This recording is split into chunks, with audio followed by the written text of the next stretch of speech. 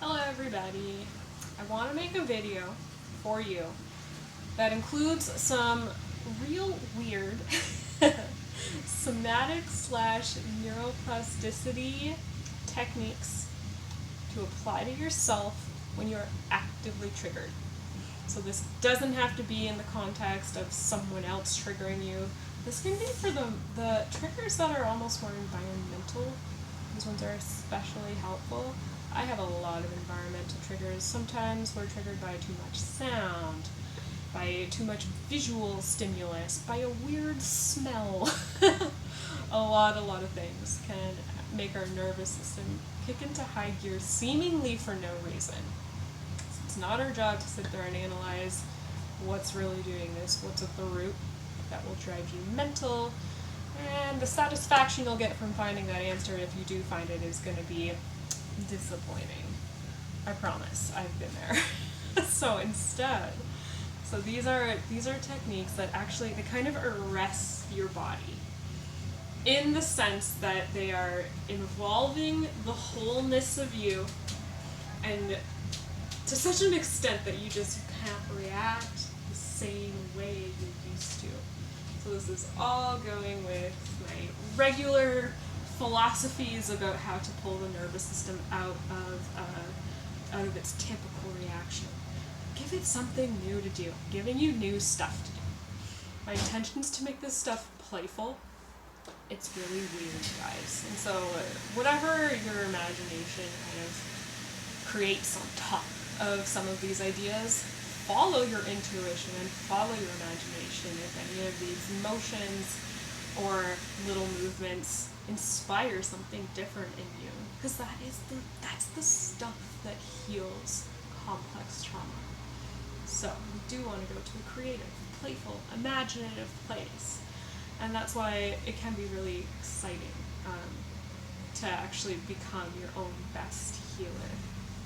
So my biggest trigger, I think all of my clients will know this, is mess. I'm stimulated by smells and I'm overstimulated by visuals. So the techniques I'm going to give you today are specifically for coming back into the body.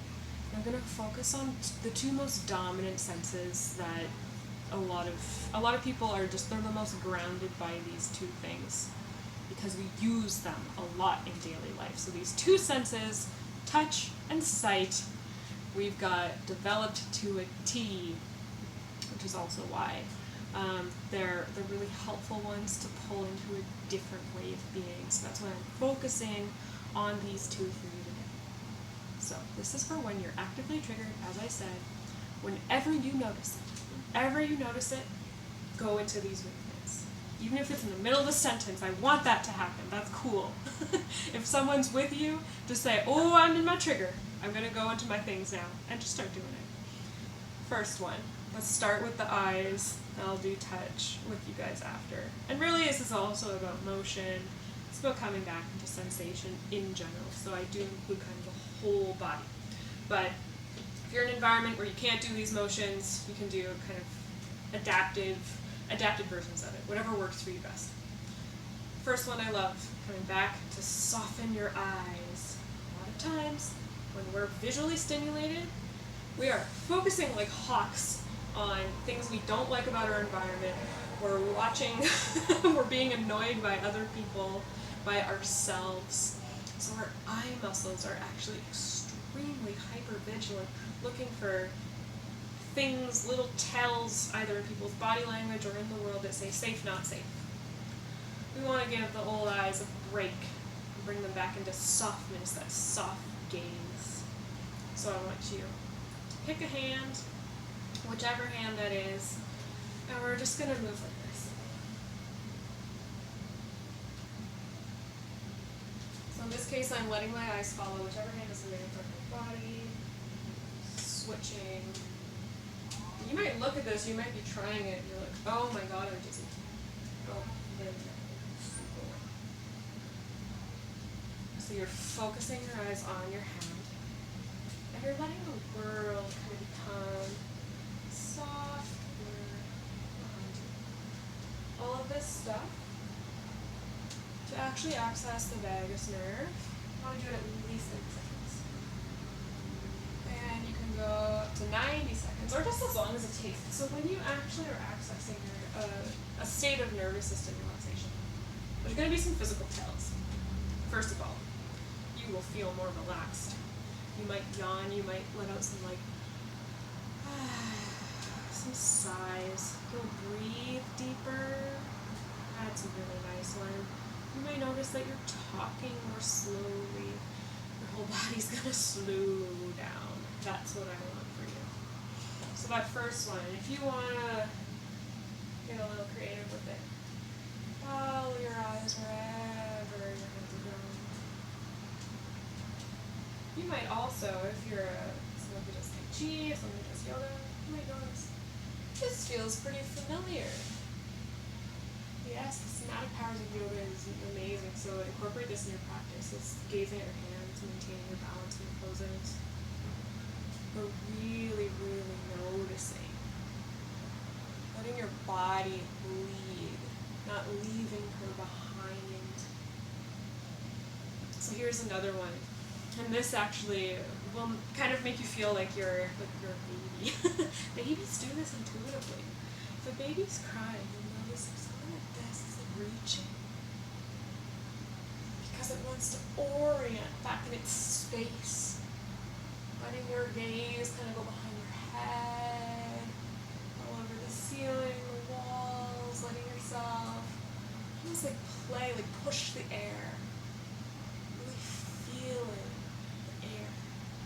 density, the lightness, sensations of your own arms, exploring your physical space.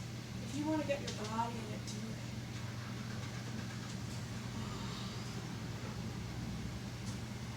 And yeah, I'm saying when you walk into a space and you get triggered, this. I want you to do this. Any verbal stuff that comes out, let it come out. I'm already feeling so much better. Sometimes we're stressed and we didn't even know it. Now here's a beautiful one. I'll link the doctor who I learned this one from below. I forget her name right now. We're going to cup back of your head, your palms interlace like this.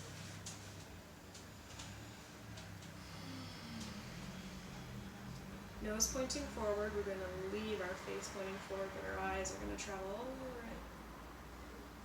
As far as you can go. And I want you to stay that way. At least 30 seconds, up to 90. Longer if you'd like.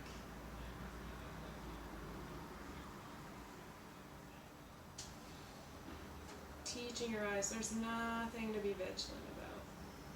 And when you're done looking to the right, do the same thing to the left.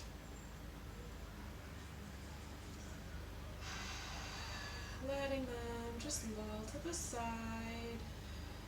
You might notice your breath is getting deeper.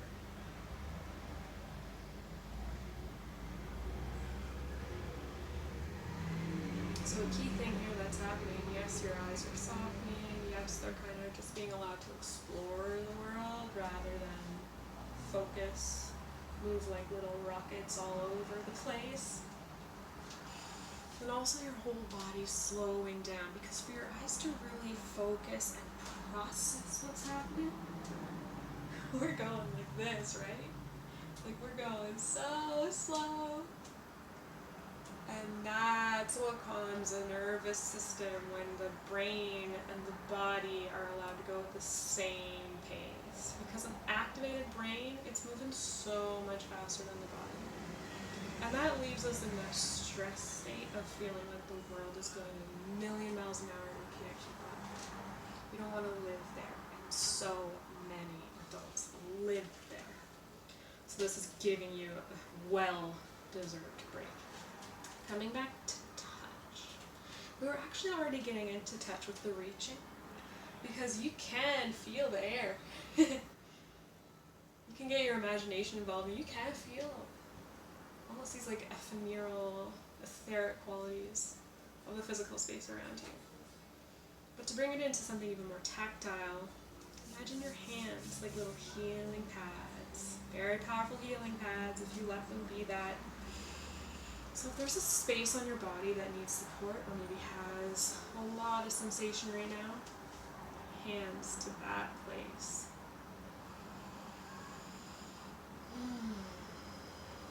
If it feels good to rub, if it feels good to explore, to squeeze. The nervous system loves a hug. We're community-oriented beings. If there's someone around you who could physically give you a hug, get that. Get that, ask for that. But if there isn't, apply real pressure. Like I want you to bear hug yourself. Real pressure to the rib cage. So many good nerve bundles in there that feel that in safety. That's why weighted blankets work too.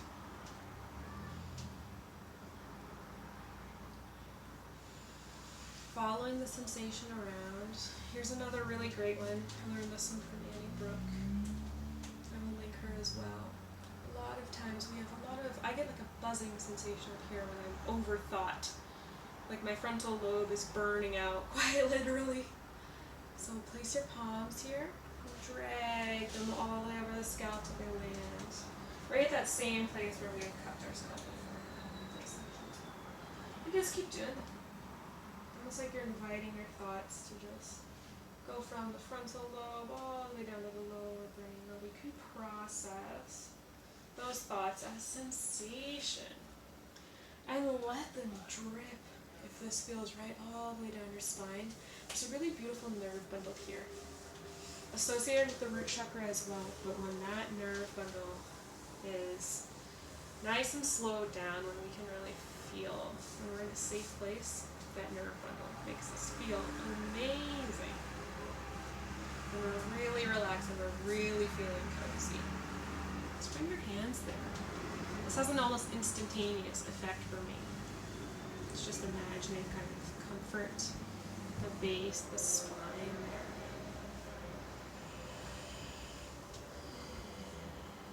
So anywhere that your body needs touch, give that to yourself. Now we can also use physical objects to come back to the real world.